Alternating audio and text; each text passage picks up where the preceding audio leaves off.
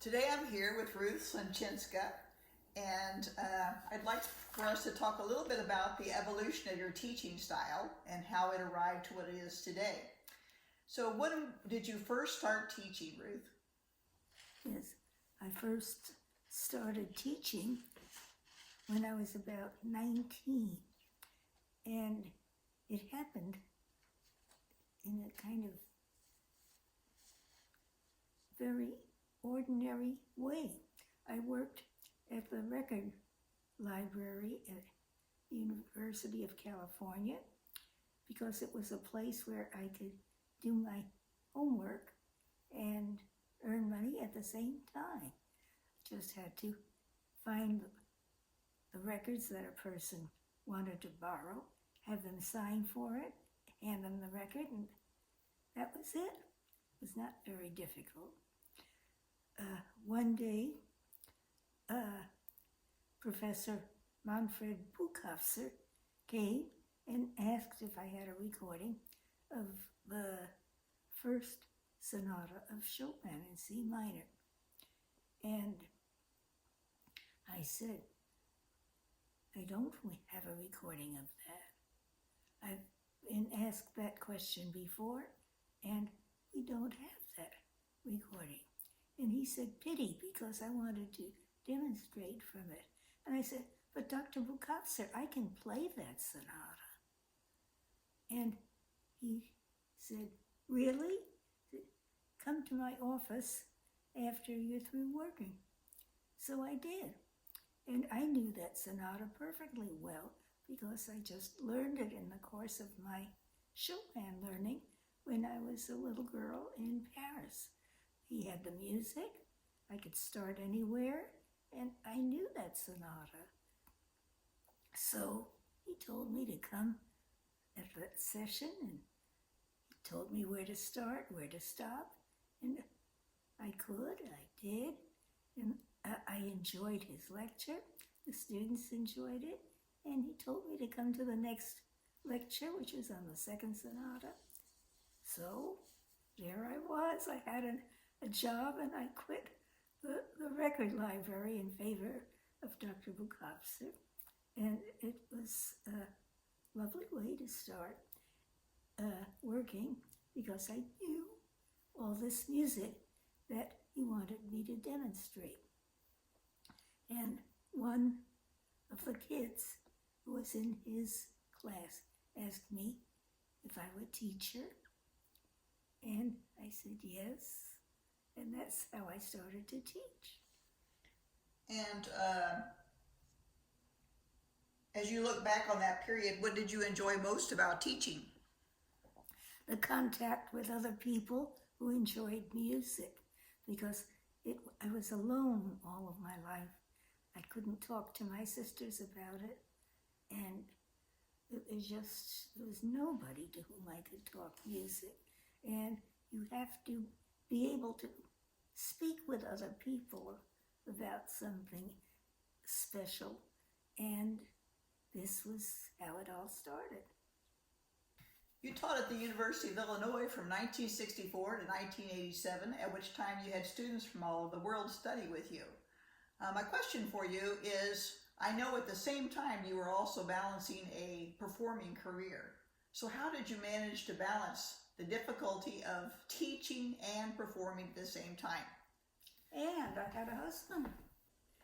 Yes, I just got up early and taught, practiced in my practice room while my husband was still sleeping. And then at 7, I would prepare breakfast. He had to have breakfast in front of the TV because he had to watch the Today Show. Sometimes there would be interesting things going on that he would lecture on, and he had to know the news, so his breakfast had to be ready and on the table at 7. And I had it ready for him, and then he went to work, and I had 1 more hour to practice, and then I went to work, and then I worked all day, and came home about 20 minutes to 6, when we had our dinner. And I was the best 20-minute cook you ever saw. I learned how to cook all kinds of nice things for dinner in 20 minutes that we could enjoy together. And then we would talk during dinner, and I was anything but a musician then. I was a busy cook, and we talked together, and he would help me as I was fixing dinner. We always cooked together, and we did everything for 34 years. This was my happiest period of my whole life. Then did you return to practicing later in the evening? Yes. After we were through with dinner, then he would watch TV, and that was my time to go back to practicing. And then I would work until maybe 10 o'clock. If he was still in front of the TV and watching, I'd watch with him. But if he wasn't, then he had gone to bed. I would go back for an extra hour and practice. And in that way, I kept up my technique. I added to my repertoire. I kept learning.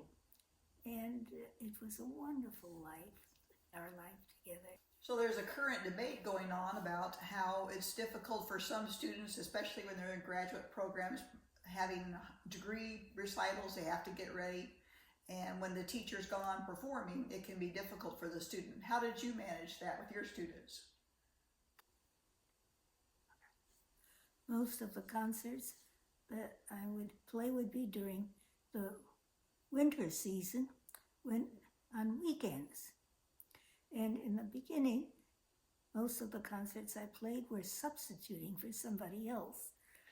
Like Claudio Arau, for instance, once called me from Tennessee. My elbow hurts. He said, I can't play the fourth Beethoven concerto. Can you play it? So I said, of course I can. I came that weekend. I played the fourth Beethoven concerto. The students never knew. I left, and Claudio was happy, and the audience was happy in Tennessee, and I was happy because I had a nice performance fee. So your students didn't actually miss lessons then, or when you did go away to play with an orchestra, did you give them extra lessons when you got back? I gave extra lessons when I got back. They never knew too much about my concert career, except that whenever I went someplace to play, suppose I went to Tennessee to play, somebody from Tennessee would come the next year to our piano class and enroll. Okay. I have here a copy of your Music at Your Fingertips, which you wrote in 1976. This is a valuable resource that is as useful today as it was the day it was written, and it's been translated, and it's still available on Amazon even today. And it's a wonderful resource. But I'd like to ask you about one of the pictures, because I'm sure that your teaching and evolution of teaching and discussion of what you're using has evolved through the years. No good teacher stays the same, right? You're always evolving. And there's a picture here, which I'll show to the audience, of someone playing octaves. Can you talk a little bit about the evolution and when that is appropriate and when it's actually not? Oh, wait a second. That particular picture demonstrates a method of playing octaves that require a great deal of strength. And you need to have this kind of arm strength, back strength, in order to play fortissimo octave passages. If you allow a limp hand to play it, you will never get the sound that is necessary. But if you get your back involved and your upper arm strength involved, and you lean towards the piano, you curl up the second finger, your hand becomes a kind of hammer. And you need this in order to play, for instance, the octaves in the Tchaikovsky concerto. I had a small hand. I also wanted to play this concerto. How was I going to do it? So I learned this particular method of using my arm and back strength and leaning toward the keyboard. But you don't play those kind of octaves all the time. You need to play octaves such as in Opus 2, number 3 of Beethoven. We're going to go to the piano right now and have you demonstrate that. So Ruth, could you demonstrate the octaves at the end of the Beethoven last one?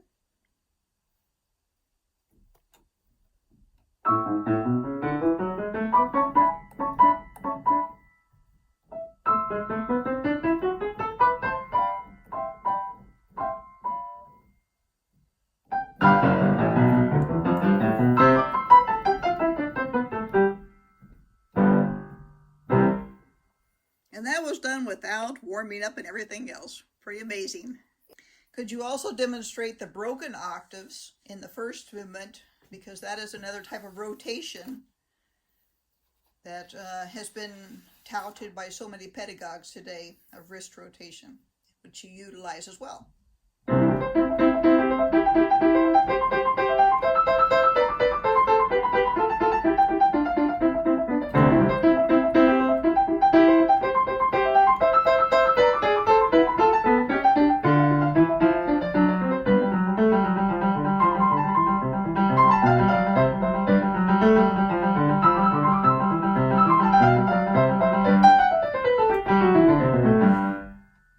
Your book is so systematic in its approach, and it talks about, ways to move the metronome and go up by ones and everything, and that's all works so wonderfully. What I'd like to know is, I've noticed in your music that you don't always use fingering. Why is it that you don't include fingering?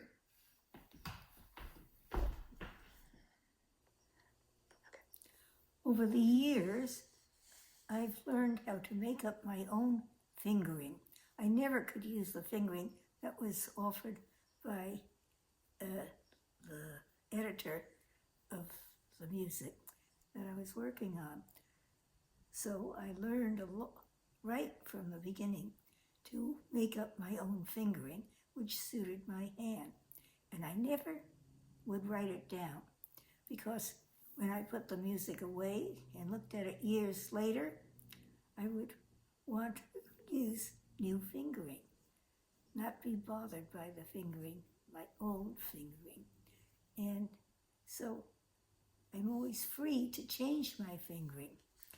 But I have certain rules of fingering that I like to stick to that are useful for me, and I find them useful for my students as well. Mm-hmm. Those wonderful fingerings can be found in your book, and it goes into details about how to use certain fingerings, so that's wonderful. Do you find there's other things that you have evolved through the years and you've changed your teaching elements at? Oh, I'm always changing.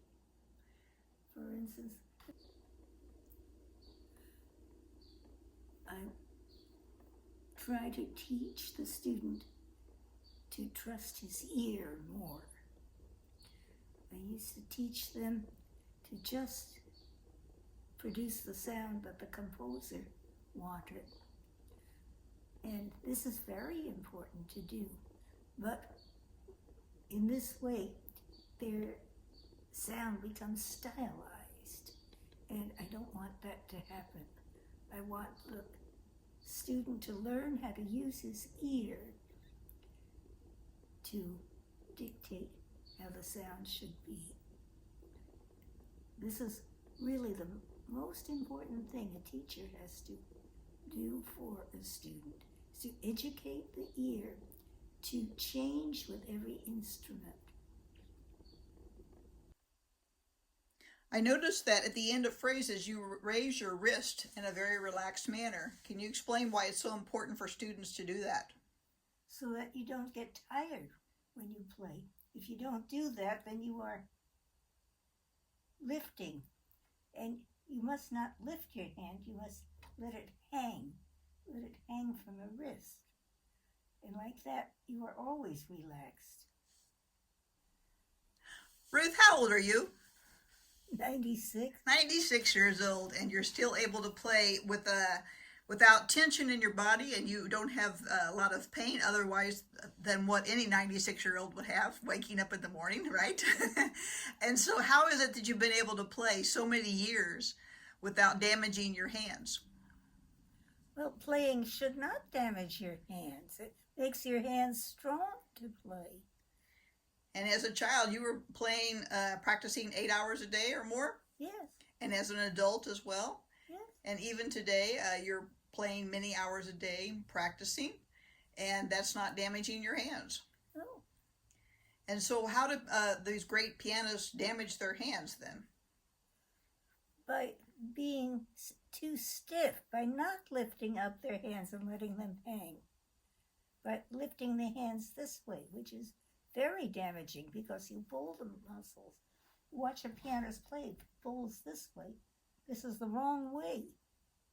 If he pulls this way, it's the right way because you immediately relax your hand. And so even as a very small person, you were able to get big sounds out of the piano by your relaxed form of playing. Yes.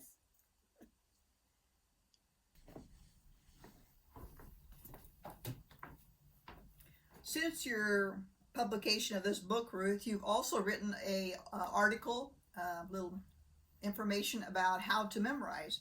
And I'm assuming as a child prodigy, memorization was easy for you, and as you began to age, like all of us, it became more difficult. Is that why you wrote that paper? Yes. In the beginning, when I was teaching, I found memorizing to come along while I was learning the piece. And it was a good exercise for me while I was learning to memorize according to the chord structure, the harmony, and I sang the melody. I made my fingers memorize the melody, so that I learned how to memorize while I was learning the music, and it was quite easy for me. But as time went on, I found out that memorizing does not remain the same as you age, or as I aged. By the time I was 35, memory became a chore that had to be done after I had learned the composition I was working on. And I tried many different ways to help memorization occur. And I had some failures and some successes. And over this difficult period, I realized that I was not alone, that everyone, by the time they reached the age of 35, found their ability to memorize evaporate. And if they had formed good habits to memorize in advance to prepare for this, that they could remain very active pianists. But if they had not formed good habits by the time they were 35, that it was a much more difficult situation for them, and often they would give up playing because of this situation. So I thought the only thing to do is write down my experiences with memorization, and that's what I did. And wrote it in a separate paper, which is still available on the internet. And when my book was translated into Chinese, then the person who did the translating incorporated this paper into Chinese, the Chinese version of the book. So that book is really better than the original Music at Your Fingertips. Well, thank you very much for joining me today and to hear a little bit about the evolution of your teaching style. I feel so fortunate because I had an opportunity to study with you during the later years of your life. And so you had encompassed and learned all the information through the years, and I was the benefit of hearing that and studying with you at that point in your life.